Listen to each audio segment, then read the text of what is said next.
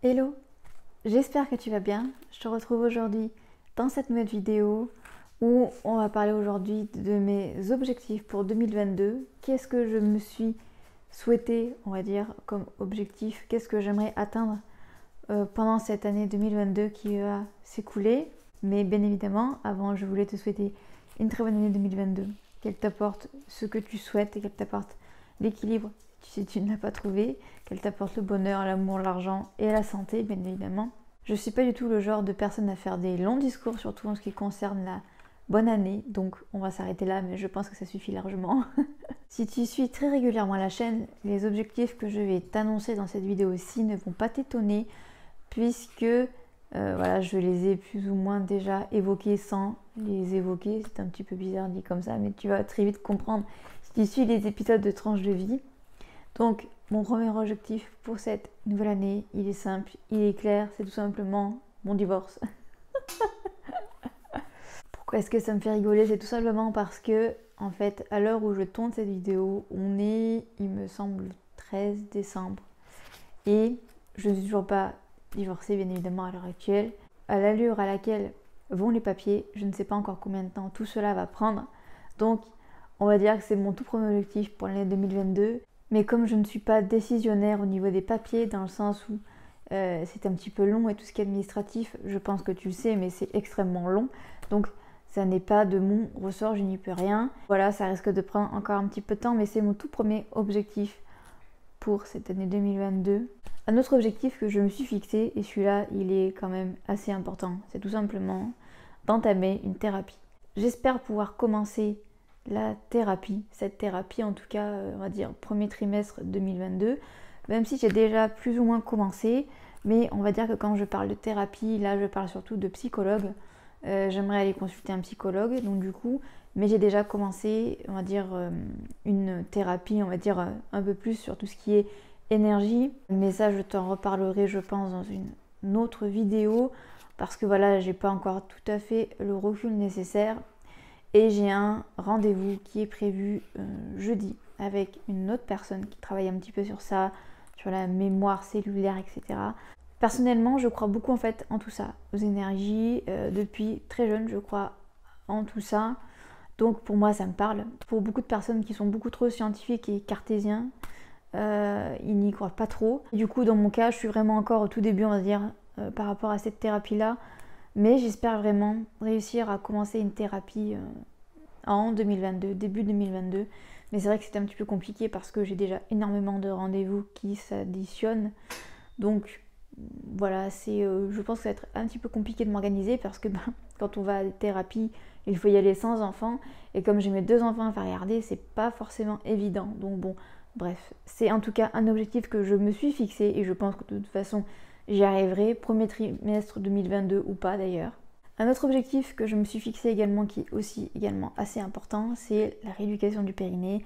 Normalement, j'ai rendez-vous début janvier chez mon médecin du coup pour ma fille et en même temps j'en profiterai pour qu'elle me refasse une ordonnance par rapport à la rééducation du périnée. Et c'est pareil, je pense, une des premières choses que je vais faire, on va dire premier trimestre 2022, parce que voilà, c'est beaucoup trop important et comme je te l'ai déjà un petit peu dit, j'ai vraiment des gros soucis à ce niveau-là. Donc voilà, ça va vraiment être une priorité. Voilà, là vraiment, ça va être un peu compliqué parce que je pense qu'à un moment donné, il va falloir que je fasse des choix. Mais très clairement, la rééducation du périnée va passer même avant les rendez-vous psy et autres parce que j'ai vraiment trop de soucis de ce côté-là. C'est vraiment assez gênant de ne pas pouvoir se retenir, voilà, de se dire j'ai envie d'aller aux toilettes, il faut que j'aille de suite, sinon je vais me faire dessus, c'est un petit peu gênant. C'est vraiment une des toutes premières choses qu'il faut que je fasse et qu'il faut absolument que je m'en occupe.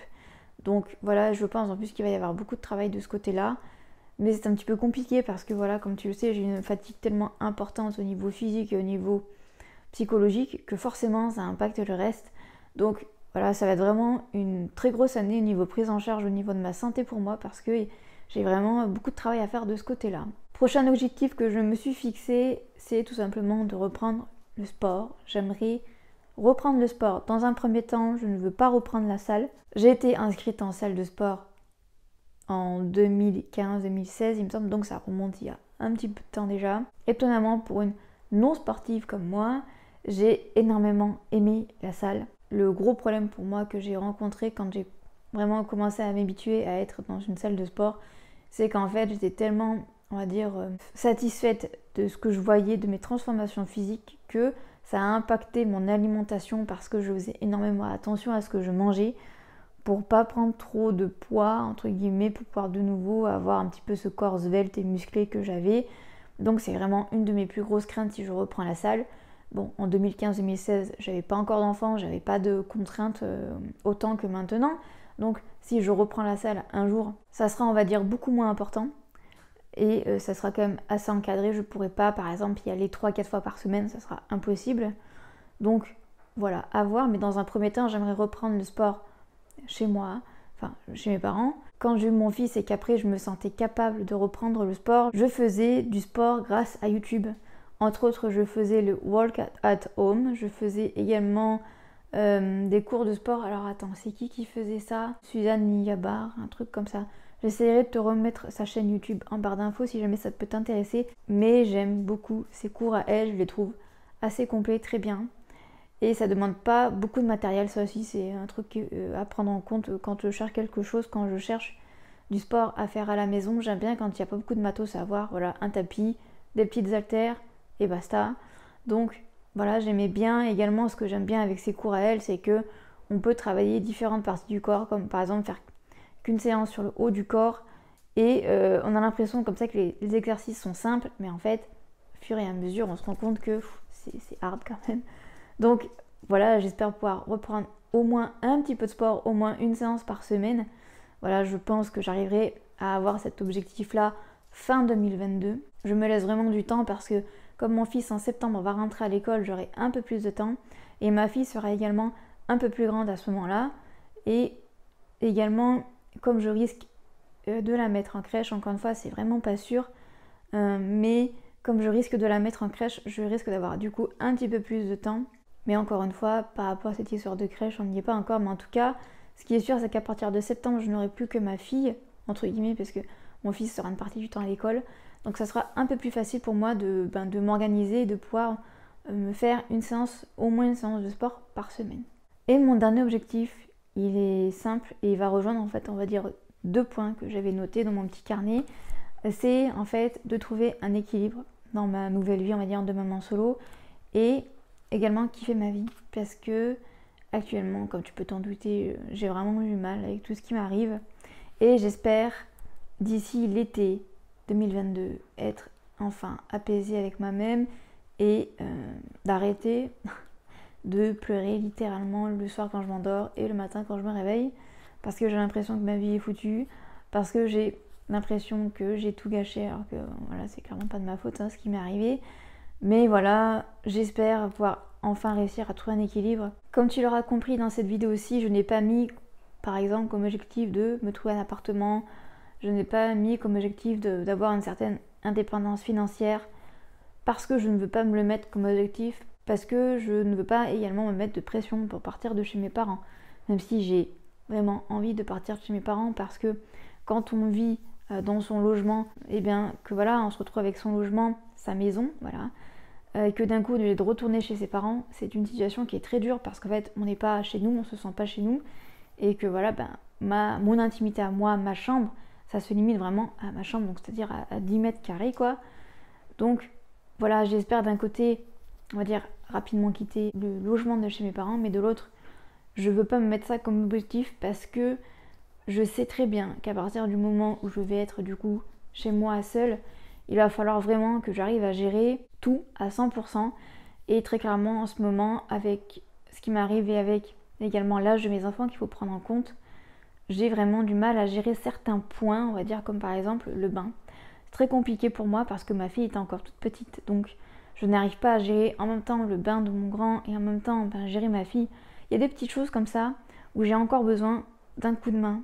Donc c'est pour ça que pour l'instant j'estime que je ne peux pas, on va dire, partir de chez mes parents. L'année prochaine, ma fille aura 1 an au mois de mai, donc voilà, ça sera, je pense, un petit peu plus facile. Quand j'aurai réussi à retrouver un équilibre, on va dire, dans ma vie, vraiment un vrai équilibre où je me sens bien, où psychologiquement je suis apaisée et je me suis ok avec toute la situation actuellement que je traverse, je me sentirai un peu plus capable de prendre mon indépendance complète. Là actuellement je suis beaucoup trop fatiguée, donc voilà, c'est pour ça que pour l'instant partir de chez mes parents ce n'est clairement pas une priorité. Je n'ai également pas noté également par rapport au travail parce que voilà, également si tu suis les numéros de tranche de vie tu le sais, mais je suis perdue. J'aimerais au mois de septembre reprendre quelque chose, mais reprendre quoi? Je ne sais pas. Donc est-ce que je vais reprendre un travail? Est-ce que je vais reprendre une formation? Est-ce qu'il va se passer encore d'autres choses pour moi? Je n'en sais rien, je suis complètement larguée. Donc c'est pour ça également que je ne l'ai pas mis en objectif. C'est parce qu'on va dire là non plus je ne veux pas me prendre la tête. Je me laisse juste le temps pour l'instant de me soigner. Et une fois que tout cela sera réglé et que je me sentirai beaucoup mieux, que je serai beaucoup moins fatiguée et que j'aurai un peu moins l'impression d'avoir littéralement tout le fardeau du monde sur mes épaules, je serai un peu plus, on va dire, open pour voilà, me trouver un logement et du coup me trouver également un boulot ou une formation ou quoi aux caisses. Donc voilà. Je suis désolée, il y a eu un souci au niveau de mon téléphone. C'est la première fois que ça me fait ça. J'étais en train de parler et en fait trou noir. Voilà, donc je vais terminer cette vidéo comme ça. Donc voilà, je t'ai dit un petit peu mes objectifs pour 2022. J'espère que cette vidéo t'aura plu. J'espère qu'elle aura pu t'aider dans un sens. N'hésite pas à me dire en commentaire quels sont tes objectifs pour 2022. Si la vidéo t'a plu et que l'univers de ma chaîne te plaît, n'hésite pas à t'abonner à la chaîne.